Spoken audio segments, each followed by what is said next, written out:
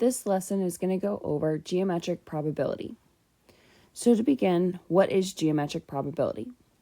Well, geometric probability is going to be the probability that involves geometric measures such as length, area, or volume. Probability with lengths.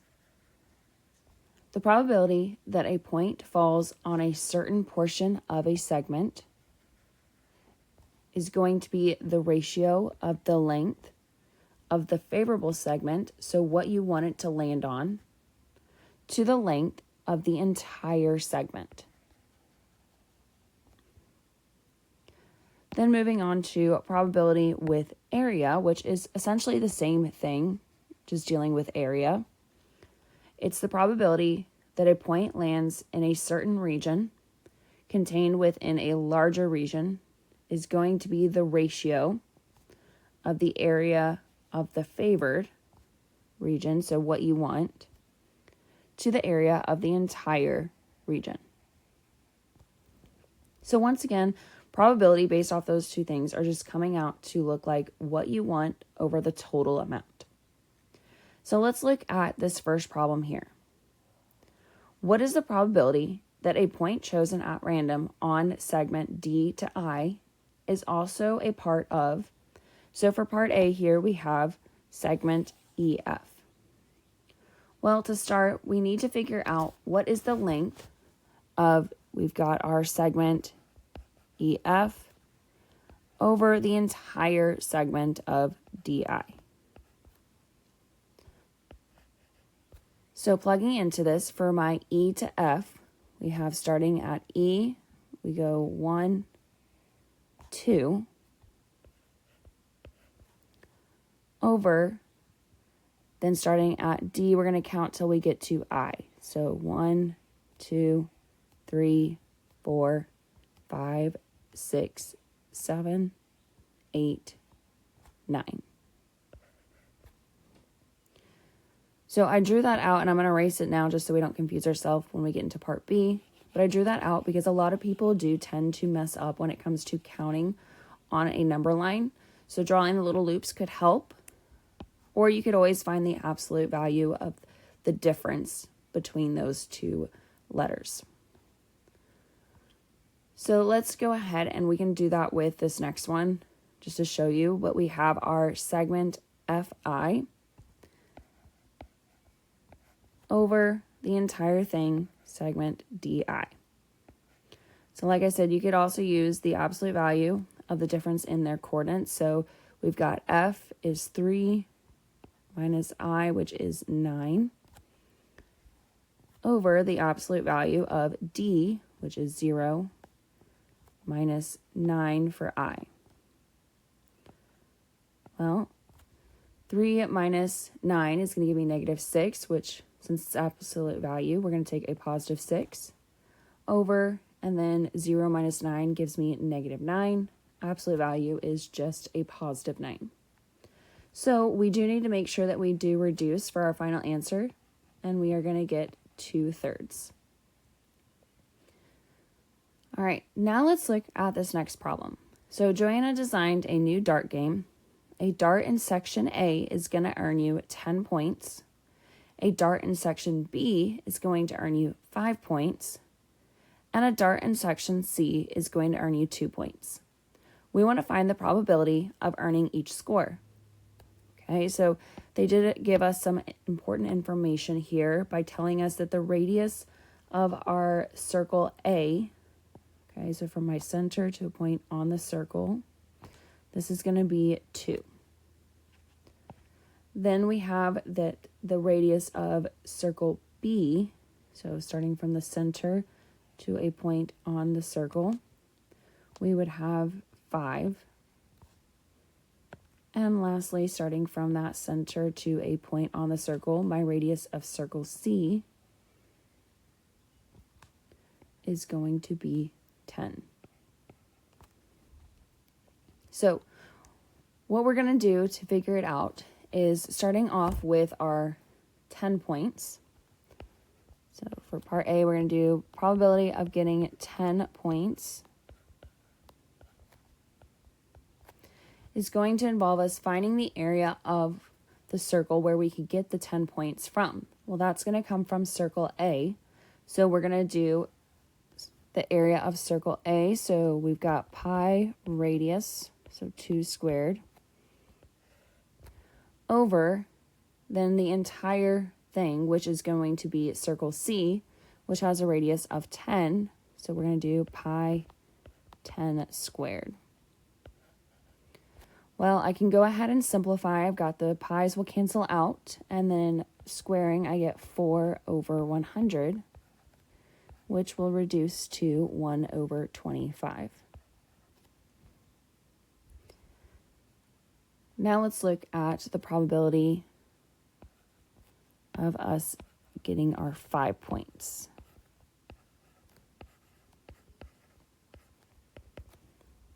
Okay, so in order to get 5 points, we would have to land in section B. That's going to be all of this. So the key thing to keep in mind here is that if we land in section A, then we don't get 5 points, we get 10. So we have to subtract this area out of my circle B, because that will not give us our 5 points. So let's go ahead and we're going to write this out as we're going to start with our 5 squared pi minus the circle A, which is that 2 squared pi, over my entire thing, 10 squared pi. Well, they all have pi, so I'm going to cancel that out. And then I'm going to go ahead and square everything. So I get 25 minus 4 over 100, which is going to give me 21 over 100. Now moving into my last part of this problem, we have the probability that we get 2 points.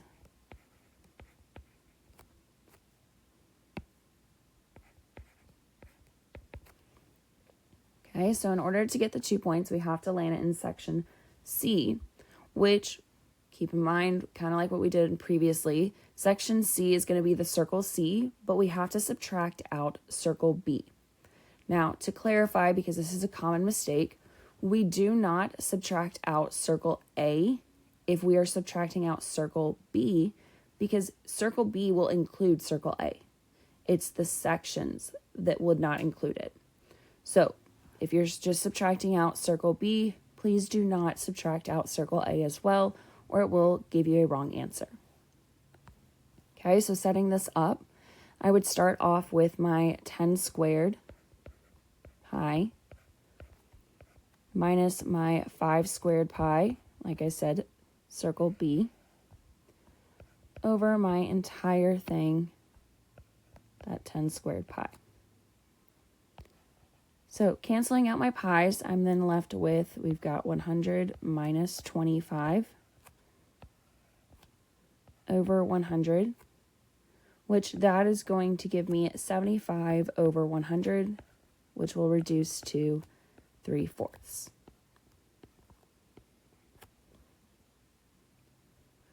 All right, now let's look at problem number 3. For problem number 3, we have find the probability that a point chosen at random in this circle will be in the given section. So for the first part, we have A. So we want to land in section A, which is going to include all of this, which they are giving us to be at 50 degrees. So we are just going to set this up as what we want. So to be in section A, we would be 50 over my entire thing, which, since this is a circle, is 360. Okay, so reducing that, we would then just get 5 over 36 as my answer for part A. Moving into part B, though, we are asked for section C. And section C here is going to give us 60 degrees. So we're going to use that 60 degrees, what we want, over my total 360. And that is going to reduce to 1/6. Now moving into our last one, we have section D. Well, if I look at section D here, it is not given how much that one is, so we are going to have to find this. Now, looking here, we have our 90 degrees, we have 50, we have 60, and 120. So I'm going to add all of those up and see how much I've used up of my full circle.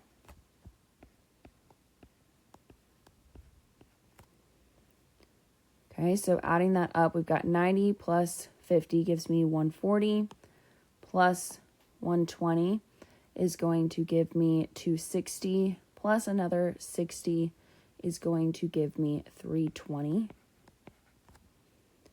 And so when I subtract from 360 the full circle,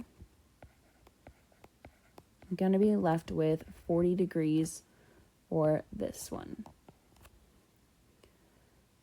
So like what we've been doing, we're going to use that 40 over my total 360, which will reduce to 1/9. All right, now let's move into our final problem, number 4. Find the probability that a point chosen at random is going to lie in the shaded region. The figure is a regular hexagon with side lengths of 12 centimeters. So I'm going to go ahead and label my picture.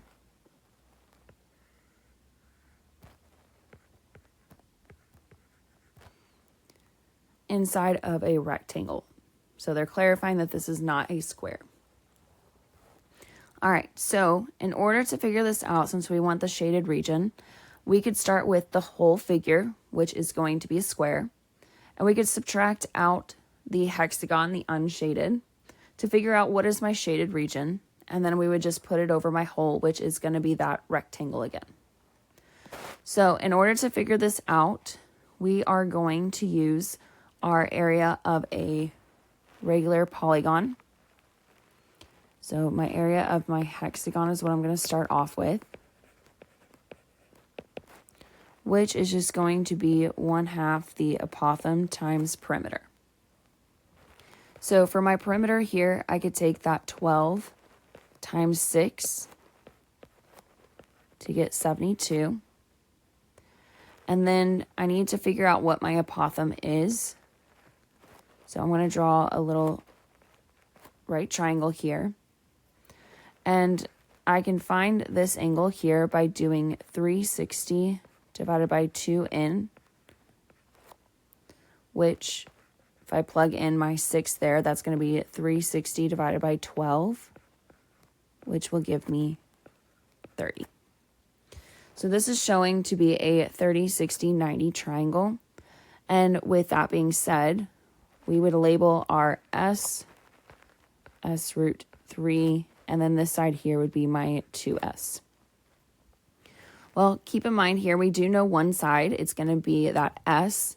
That S is going to be equal to that 12, my side length, divided by 2. So my S here is 6, which then tells me that my S root 3 would just be 6 root 3. And there we have our apothem.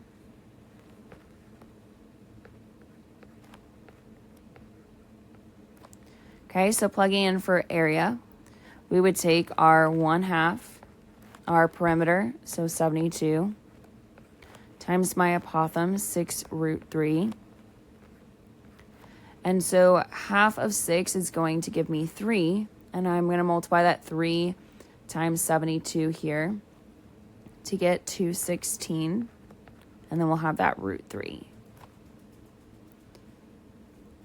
Then we need to figure out the area of my whole, which is going to be my rectangle.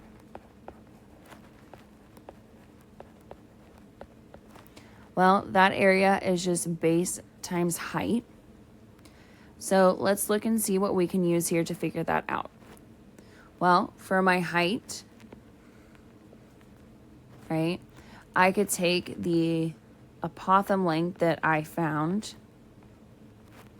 which was 6 root 3, and I can just double it. So I'm going to say that my h is going to be 2 times that 6 root 3 to give me 12 root 3. And then for my base here, okay, that is going to be formed by doubling. This is going to be my radius because it goes to an angle. Well, my radius is my 2s, and so that's just my 12. And so for my base here, I could say 2 times 12, which will give me 24. Okay, so we have our 12 root 3 times 24 is just going to give me 288 root 3. So this is the hard part. Now we just need to plug in to figure out what is the probability of landing in the shaded. So to get the shaded, we would have to start with my whole, which is that 288 root 3, and subtract the unshaded, which is the hexagon, so the 216 root 3. All over my total amount, which is the rectangle. So the 288 root 3. Okay, from there, when I simplify, so when I subtract the 288 root 3 minus the 216 root 3, I'm going to be left with 72 root 3 over 288 root 3. The root 3's are going to cancel out, and then I'm left with that 72 over 288, which will just reduce down to 1/4. Okay, so there you have it. And the probability of landing in my shaded region would be 1/4.